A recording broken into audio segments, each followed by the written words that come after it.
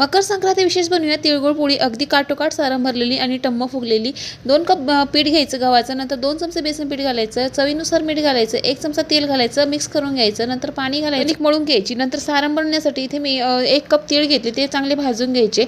नंतर अर्धा कप शेंगदाणे घ्यायचे, ते सुद्धा भाजून घ्यायचे। संपूर्ण व्हिडिओ खाली दिलेल्या त्रिकोणावर क्लिक करा। शेंगदाणे काढून घ्यायचे, त्यावरची साल काढून घ्यायची। नंतर एक मिक्सरचं भांडं घ्यायचं, त्यामध्ये तीळ घालायचे, शेंगदाणे घालायचे, 1 कप गूळ घालायचा, वेलची घालायची, हे मिक्सरला बारीक करून घ्यायचं जाडसर।